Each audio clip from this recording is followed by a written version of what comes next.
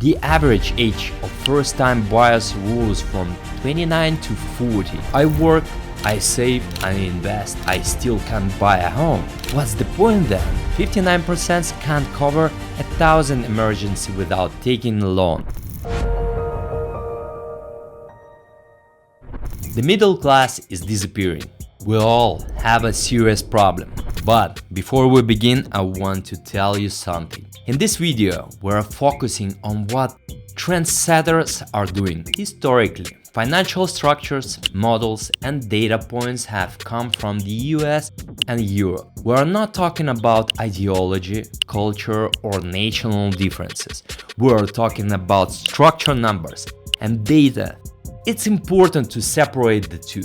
Your job is to apply this to your own situation and see how it fits, because the patterns we're about to explore are versatile. And by the end, you'll notice something interesting. When you decide to compare different countries, you'll see one common pattern. At the end of the video, I will tell you about a tool that for decades was available only to big corps and institutional funds with minimum investment of $1 million.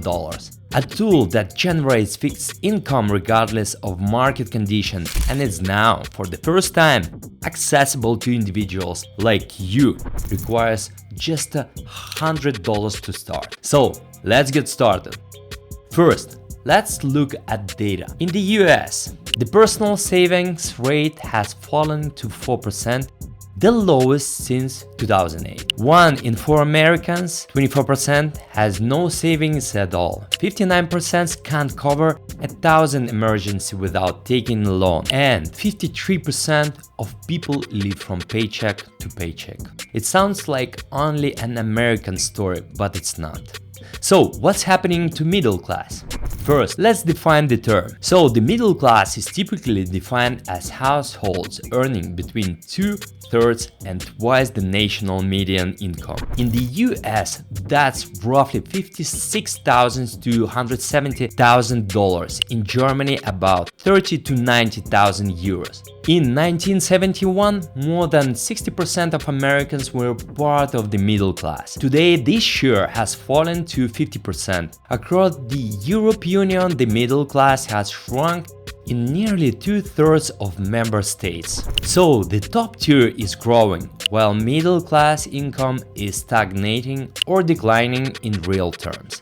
There are few people in the middle, and the top is pulling away faster than ever.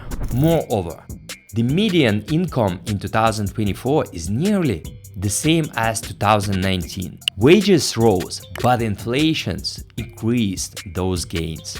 Three factors that hit at once. In 2026, three forces hit simultaneously, creating a storm. First, the energy shock. Global conflicts pushed oil prices above $100 per barrel. Energy costs rose more than 10%, and gasoline prices in some regions jumped 20% in a single month. Inflation climbed back to 3.3% in the US. In Europe, the energy crisis hit earlier and much harder. Electricity prices in countries like Germany and Italy surged and haven't returned to previous levels. Second, tariff-driven inflation. Trade tensions triggered the largest increase in tariffs since the 1930s. Goldman Sachs estimates this added around 1% to inflation. Through mid-2026, when the world's largest economy changes its trade flows, supply chains change accordingly, and we consumers pay the price. Third, a frozen labor market. On paper, things looks just fine. US unemployment at 4.4%, Eurozone around 6%. But people aren't quitting not because they are satisfied, because they are uncertain. Companies aren't laying off, but they are not hiring either. Everything is frozen now. Savings collapse. America versus Europe. The US and Europe are reacting differently. In the US, the savings rate has dropped to 4%. 59% of people can't cover a $1,000 emergency. 1 in 3 has more credit card debt than savings. This means unexpected expenses don't get absorbed. They deepen the deficit. In Europe, it's the opposite. The savings rate has risen to 15.1%, a 30 years high. But people aren't saving more, not because they feel secure, but because they don't. According to surveys, 57% of Europeans report being at risk of depression.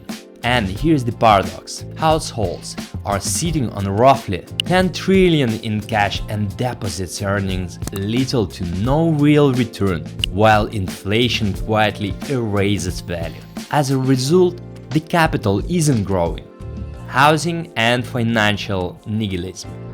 In the US, average home prices have grown 28% since 2020. Mortgage rates doubled from 3 to 6%. The average age of first-time buyers rose from 29 to 40. And the same problems concern the UK, Australia, Canada, Germany, and the Netherlands. Housing has become a wealth preservation tool for those who already own assets and barrier for everyone else, which make us all think, I work, I save, I invest, I still can't buy a home. What's the point then? By 2026, 70% of people taking financial risk say they do so because they feel they have no alternative. Another perspective. To be fair, not everyone agrees. Some analysts argue the middle class isn't disappearing, it's moving upward. In countries like Romania, Poland, Croatia, and Portugal, it has actually grown. There is truth in that. The real divide isn't just income, it's access to investment. Those who invest tend to grow wealth faster. They can ride out volatility. Those living paycheck to paycheck can't. They are forced into short-term decisions at the worst possible times. So, what to do now? First, calculate your savings rate. Aim for 15 to 20%. You can start small. Second, build at least 1 month of emergency savings. Without it, any shock results in debt. Third, eliminate high interest debt. Paying off 20% interest is a guaranteed 20% return. Fourth, don't confuse urgency with strategy. When everything feels out of reach, it's tempting to chase risky bets. That's exactly when mistakes happen. Consistency beats intensity. Fifth, focus on cash flow, not just long-term growth. Assets that generate regular income can stabilize your finances. That's why institutional investors have long relied on fixed income instruments like private credit loans to real businesses. Previously, this space was inaccessible. Now, it isn't. One example is 8lands, real business loans, collateral backed with monthly payouts in USDC, returns of 19 to 25% annually, not as promised, but as a function of how small businesses access capital outside traditional banks. And final, the middle class isn't disappearing because people forgot how to manage money. It's changing because the rules changed, and most people are still playing the old game. The shift is gradual. You earn more but spend more. You save but you don't grow. It feels like progress, it's stagnation. That's why awareness matters. Control expenses. Live within your means. Invest consistently. Build systems, not bets. The good news? You don't need extremes. You need clarity and early start. Stay with us until next time.